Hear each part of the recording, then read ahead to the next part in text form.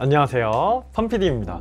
오늘은 35명이 참여했던 저의 그 마케팅 웨비나부터 70명의 셀러분이 모여있는 오픈톡방, 그리고 지금 여러분이 보고 계신 이 구독자 300명의 펀PD 유튜브 채널 등등 각종 채널을 통해 제게 많이 질문 주셨던 과일 위탁 판매 관련 Q&A를 분야별로 모아서 한번 답변 드려보는 시간을 가지려고 합니다. 너무 막 기본적인 농부님 연락처 어디서 찾나요? 이제 이런 거는 여러분들이 다 아실 거라고 생각하고, 이런 질문들은 제외하고 정말 좀 실무적인 질문들, 약간 직접 일을 해보면서 겪는 어려움에 대한 질문들만 알짜배기로 모아서 답변을 드렸으니까, 혹시 영상 속 Q&A 외에도 궁금한 사항이 있으시다면 댓글로 남겨주시면 제가 꼭 찾아가서 답변을 드릴 수 있도록 하겠습니다. 그럼 첫 번째, 상품 소싱 및 이제 농부님과 아니면 도메인과의 협의 관련된 Q&A입니다. 첫 번째 질문 한번 살펴볼게요.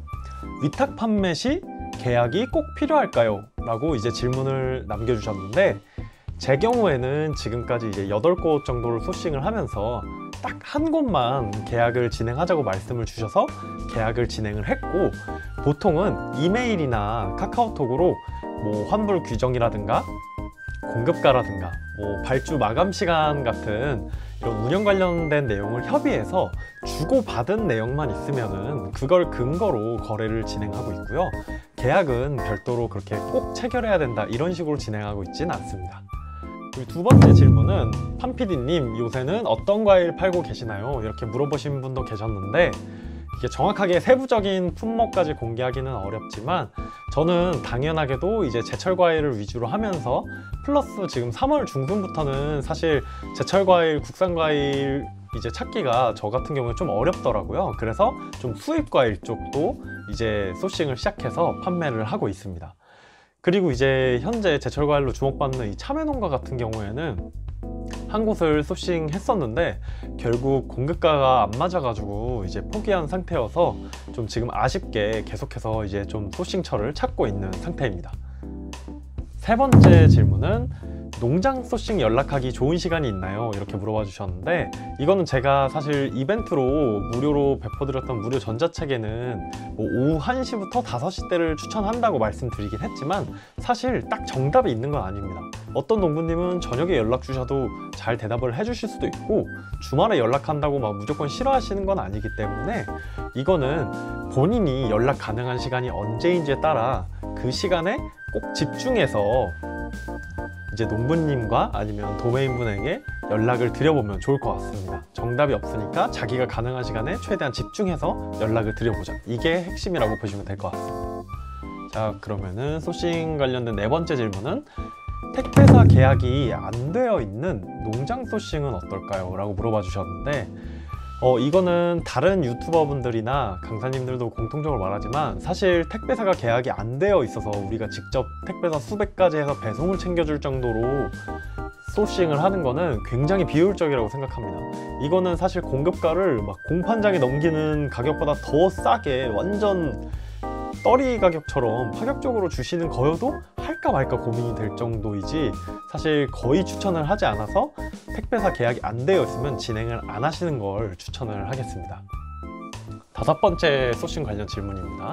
소싱 때 단가 협의는 어떻게 진행하시나요? 라고 물어봐 주셨는데, 저는 서울시 농수산식품공사에서 이제 가락시장 경매 가격으로 일단 최저부터 한 요 정도 시세가 되어 있구나 참고를 하고, 그 다음에는 네이버에 내가 소싱하려는 그 상품의 상위 스토어 10개 옵션별 평균 판매가를 이제 조사를 한 다음에 거기에서 최소 20%, 30% 마진을 확보 가능하도록 계산을 해서 농부님께 협의를 드리고 있습니다. 이때 협의 드릴 때 이제 너무 돌려 말하지 않아도 지금 이제 경쟁 스토어나 보통 잘 팔고 있는 스토어에서 이 정도 가격으로 팔고 계신데, 이제 저희한테 공급가를 이 정도로 주시면 사실 저희가 마케팅 비용이나 수수료를 제하면은 경쟁력 있게 홍보를 하고 판매를 일으키기가 어렵다, 이런 식으로 좀 솔직하게 말씀 주시면은 사실 합리적인 농부님일수록 오히려 더 그런 부분을 이해해 주시고, 그러면 조금 요 정도는 조정을 해보자, 이렇게 협의 여지가 생기기 때문에 그렇게 한번 협의를 해보시면 좋을 것 같고요. 물론 이 경우에도 완전 내가 스토어를 갓 개설한 초기에는 이제 실적도 없고 약간 협상력이 떨어질 수 있지만, 이게 한 건이라도 소싱을 해서 매출을 만들고 실적이 조금이라도 생기면 나중에는 뭐 매출이 작더라도 오픈 몇 달 만에 뭐 몇 개 농가랑 협업해서 지금 상품을 판매하고 있다 이런 식으로 말할 수도 있고, 아니면은 매출까지 일으켰다고 하면 뭐 오픈 몇 달 만에 몇 개 농가 어디와 협업해서 몇백만 원의 매출을 달성하고 몇 명의 고객을 유치했다 이런 식으로 어필을 드릴 수 있어서, 그렇게 할 수 있게 되면 점점 선순환이 일어나서 소싱을 하면 할수록 나중에는 협상력도 높아질 수 있다고 생각을 합니다. 이렇게 해서 일단 첫 번째 소싱 관련 질문을 한번 다 답변을 드려봤고요. 이제 두 번째 영역, 마케팅 관련 Q&A를 정리해서 한번 답변 드려보려고 합니다. 우선 첫 번째 질문, 판PD님 안녕하세요. 마케팅 채널 중에 특히 신경을 많이 쓰시는 채널이 있나요? 라고 물어봐 주셨는데, 사실 마케팅은 어느 한 채널에만 의존하는 게 저는 불가능하다고 생각하기 때문에 하나만 뭐 신경을 유독 더 쓴다라고 말씀드리긴 어려울 것 같고, 대신에 기본적으로 맘카페 바이럴과 이제 블로그, 인스타 이렇게 세 개 채널은 되도록 운영을 하려고 지금 신경을 쓰고 있고, 광고 채널로는 이제 네이버를 메인으로 가져가고 그 뒤에 좀 보완하는 용도로 이제 인스타랑 페이스북 광고까지 이제 진행을 하고 있습니다. 두 번째 질문은 인스타 스토어용 계정으로 꼭 따로 만들어야 할까요? 이렇게 질문을 주셨는데요. 인스타가 꼭 필수는 아니긴 합니다. 그렇지만 저는 만드시는 걸 추천드리는 이유가, 사실 우리가 스토어를 개설했을 때 이 스토어 리뷰나 아니면 우리한테 CS 전화가 오는 게 아닌 이상은 우리가 고객과 소통할 수 있는 영역이 아예 없습니다. 그러다 보니까 나중에 뭐 정말 규모가 커지고 내가 브랜드화를 시키고 싶다고 해도 이제 인스타나 이런 커뮤니티 채널이 없이는 그렇게 확장하는 게 좀 한계가 있을 거라고 생각이 들어서, 충성 고객을 더 많이 키워내기 위해서라도 저는 인스타를 하는 걸 추천을 드리고, 특히 이제 뭐 청년 농부님이라든가 아니면 주 고객층인 뭐 어머니층이든 아니면 20대층이든 자기가 마팔을 해서 계정 키우고 이제 팔로워가 어느 정도 생기면 이게 농부님들한테 먼저 DM으로 위탁 제안이 오기도 하고, 이제 굳이 광고를 안 해도 인스타 통해서 하루에 정말 진짜 뭐 5명에서 10명밖에 안 되더라도 순수 유입이 조금씩 생기기 때문에 저는 충성 고객을 확보하는 차원에서 인스타 스토어용 계정도 꼭 만들어 보시길 추천을 드리고 있습니다. 자, 다음 세 번째 질문은 맘카페에서 광고글을 올려도 될까요? 라고 이제 물어보신 분이 있으셨는데, 이거는 당연하게도 절대로 광고글은 올리시면 안 되고, 만약에 올리시더라도 이제 업체 광고 게시판이라든가 이런 허용된 무료 광고 게시판이 있습니다. 거기에 올리셔야 되는데, 그 경우에는 우리가 바이럴용으로 판 두 계정이 아니라 업체 계정으로 또 했을 때만 자격을 얻는 거기 때문에 사실상 광고글은 절대 올리시면 안 된다고 생각하시면 되고, 글을 올리실 때도 바이럴 올리실 때 막 어떤 거 막 팔아요, 막 이거 되게 맛있는데 어디 스토어 거 추천해요 이렇게 직접적으로 홍보를 하시면 안 되고, 뭐 예를 들어서 오늘 오랜만에 뭘 먹었더니 너무 어떻고 어때서 애들도 진짜 맛있게 먹더라, 딱 요 정도로 자연스러운 후기로 쓰셔서 반응을 유도해 보시는 게 가장 추천하는 방법입니다. 그리고 네 번째 질문, 판PD님 혹시 카페나 맘카페에서 홍보는 어떻게 하시나요? 이 스토어 URL을 바로 쓰거나 하면은 탈퇴당하거나 활동 전제를 당할 수도 있잖아요. 이렇게 물어봐 주신 분도 계셨는데요. 뭐 방금 전에 답변 드렸던 질문이랑 비슷한데, 제 경우에도 당연히 스토어 URL이나 뭐 상호는 절대 노출하지 않고, 가정에서 찍은 과일 사진, 이게 또 너무 예쁘면 안 됩니다. 막 카메라로 너무 예술적으로 찍은 사진 말고 그냥 되게 일상 사진 찍듯이 찍은 예쁜 과일 사진이랑 후기 느낌으로 올리는데요. 근데 사실 이렇게 올려도 공감형 반응이 많고 정보 문의는 별로 없는 게 현실입니다. 뭐 예를 들어서 저도 이 과일 좋아해요, 뭐 저도 이거 맛있겠네요, 이런 댓글은 되게 많이 달리는데 이거 어디서 샀어요? 막 쪽지로 막 이거 어디서 샀는지 알려주세요, 이런 건 사실 문의가 많이 없긴 하거든요. 근데 제 경험상으로는 이게 바이럴을 일으키려면은 상품 자체가 결국에는 지금 시즌에 어느 정도 매력적으로 다가와야 하는 상품이어야 하는 걸로 생각이 됩니다. 왜냐면 실제로 제가 카페 바이럴 해봤을 때 유의미한 좀 전환이 일어났던 거는 좀 딸기 종류에서만 효과가 있었습니다. 겨울에는 확실히 딸기에 대한 니즈가 크다 보니까 바이럴을 했을 때 효과가 있었던 거죠. 그럼 반대로 생각했을 때, 예를 들어 지금 갑자기 여러분들이 뭐 나주 배나 싱거배가 너무 맛있어요 라고 올린다고 해도 당장 나만 해도 지금 배를 지금 딱히 먹고 싶지는 않거든요. 그러다 보니까 이 제철에 맞게 시즌에 맞는 과일을 바이럴 하는 게 당연하게도 반응을 좀 더 일으킬 수 있고, 이게 하나의 글로 막 조회수 1000, 막 댓글 몇백 개 달리는 건 어렵기 때문에 최대한 여러 개의 카페에서 꾸준히 활동을 하면서 뭐 조회수 200개, 댓글 4, 5개 달리는 그런 작은 글을 10개, 20개 쌓아서 막 조회수 4, 5천 회, 댓글 몇백 개가 쌓이는 그런 구조로 바이럴을 진행하셔야 효과를 보실 수 있을 거라고 생각을 합니다. 네, 그 다음 질문으로 광고 키워드는 어떻게 잡으면 좋을까요? 대부분 책들이 소싱과 마케팅에 대해서는 언급을 하는데 키워드는 잘 안 다루더라고요 라고 이제 물어봐 주신 분도 계셨는데, 이 부분은 제가 지난 영상에 세부 키워드를 정하고 찾는 방법을 알려드렸기 때문에 우측 상단에 제가 영상 링크를 띄워드릴 테니까 그 영상을 한번 봐주시면 더 좋을 것 같습니다. 자, 다음 질문은 쇼핑 검색 광고, 네이버에서 쇼핑 검색 광고를 진행할 때 키워드당 단가는 얼마가 적당할까요? 라고 물어봐 주신 분이 계셨는데요. 이거는 사실 판매하시는 과일 마진에 따라서 다르기 때문에 딱 단정 지을 수는 없지만, 저 같은 경우에는 기본적으로 제가 이제 수수료를 제하고 얻는 마진의 10%를 초과하는 이제 입찰가를 가진 광고 키워드는 웬만하면 좀 광고에 사용하지는 않습니다. 예를 들어서 뭐 내가 순 마진이 10,000원짜리인 그런 상품이라면은 광고 키워드의 클릭 비용은 최대 1회당 한 1,000원 정도까지만 책정을 하는 거죠. 근데 아시다시피 마진을 이제 10,000원씩 남기는 상품도 그렇게 흔치가 않기 때문에 광고 키워드를 너무 비싼 걸 쓰기는 어려운 부분이 있긴 합니다. 근데 사실 제가 판매를 진행해 보니까 이 네이버 광고를 집행할수록 우리의 좀 외부 유입이라든가 판매 가능성이 더 높아지기 때문에 저는 상품 판매가를 뭐 1,000원이나 2,000원 더 올려서 가격 경쟁력은 조금 떨어지더라도 마진을 조금이라도 더 높여서 광고 키워드의 비용도 좀 더 써서 다양한 키워드로 광고 돌리는 걸 선호하고 있습니다.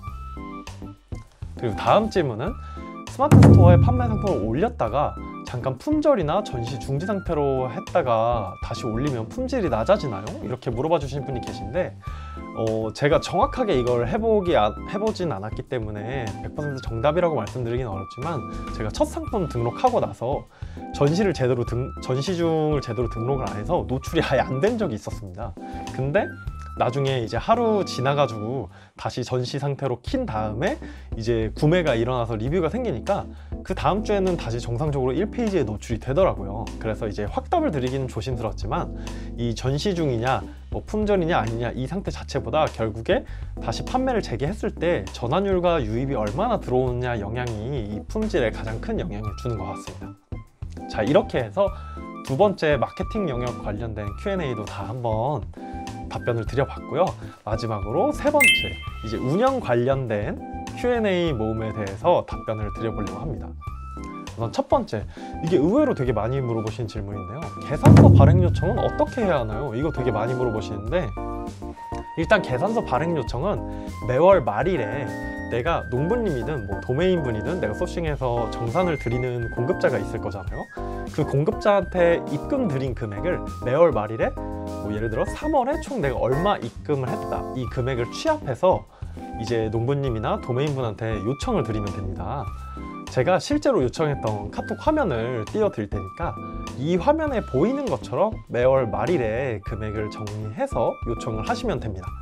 근데 만약에 전자계산서 발행이 어렵다고 하면은 사업자 지출증빙이나 아니면 뭐 농부님의 인적사항이 적힌 그런 입금 거래 내역, 통장 거래 내역, 아니면 간이 영수증으로 받으셔도 됩니다.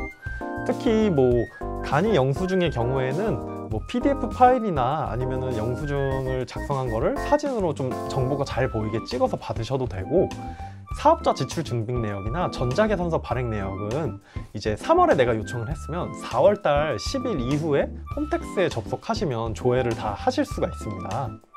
그러니까 발행을 요청한 다음에는 꼭 그 다음 달 10일 이후에 제대로 계산서나 지출 증빙까지 완료가 됐는지 확인을 해보시면 좋을 것 같습니다. 그리고 다음 질문으로 판피디님, 네이버 무료 교환 반품 케어 서비스는 추천을 하시나요?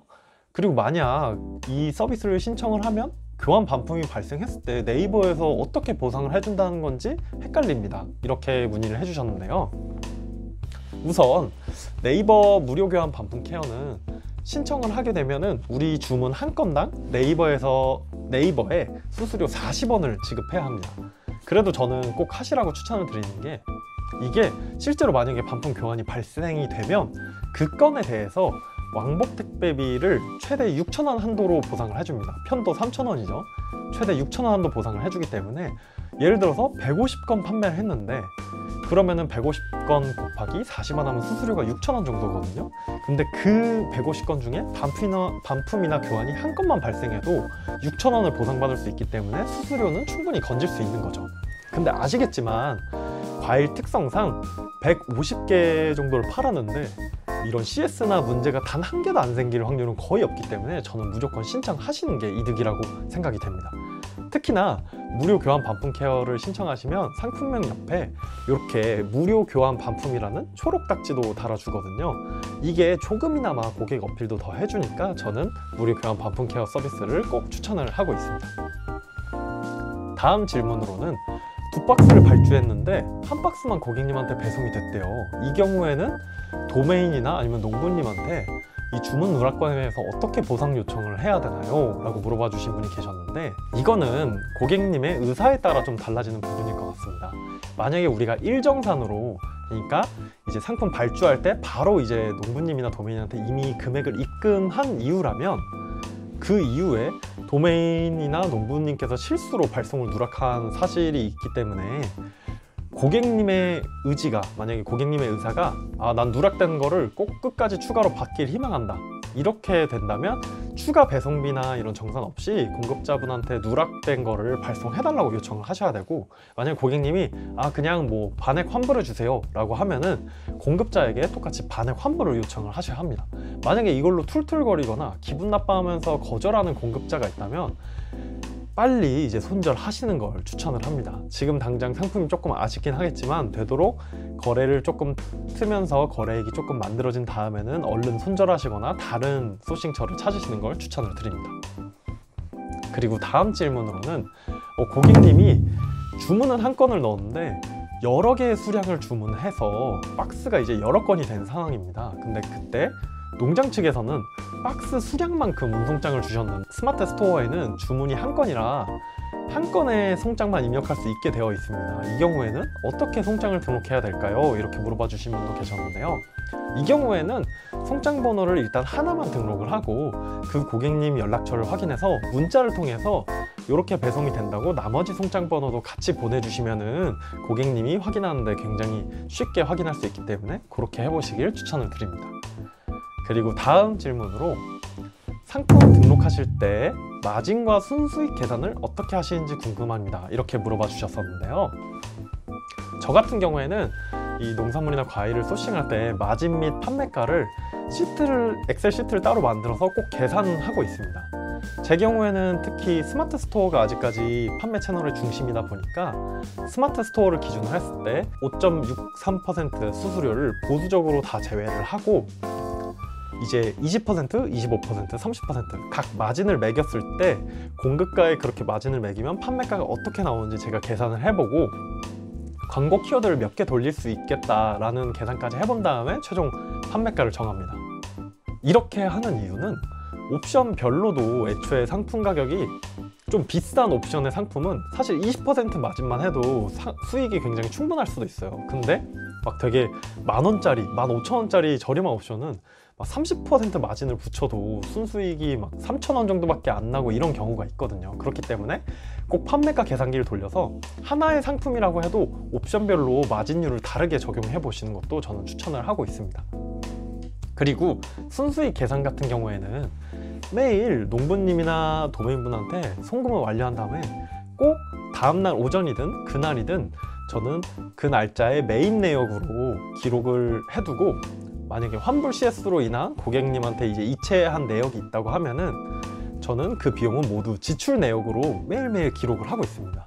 그렇게 매일 기록을 한 다음에 매월 말일에 내가 스마트 스토어에서 정산 받은 금액을 건별 정산 내역으로 쭉 다운을 받은 다음에 이 매입과 지출 내역을 빼면은 내 실제 순수익이 굉장히 간단하게 계산이 됩니다. 이게 여러분들이 특히나 이런 환불 CS로 인한 보상금이라든가 뭐 상세 페이지 촬영 위에 소품 구매한 거나 이런 지출 내역을 정리를 하나도 안 해놓다가 매월 말일에 이걸 챙기려고 하면은 내가 뭘 구매했는지 헷갈리실 수가 있거든요. 그래서 꼭 매일매일 챙기시길 추천을 드립니다. 자, 오늘은 이렇게 해서 제가 주요 3개 분야별로 받았던 질문에 대해서 답변을 정리해 말씀드려 보았는데요. 워낙 질문들이 많다 보니까 모든 질문을 다 답변 드리고 알려드리진 못했던 것 같습니다. 그렇기 때문에 혹시 영상 보시고 영상 외에도 궁금하신 사항이 있으면 댓글로 남겨주시면 제가 꼭 찾아가서 답변을 남겨드리도록 하겠습니다. 이렇게 답변을 드리는 저지만 사실 저도 매일매일 새로운 질문과 시련을 만나고 있어서 여러분들이 막 나만 잘 모르는 건가? 나만 이렇게 힘든 건가?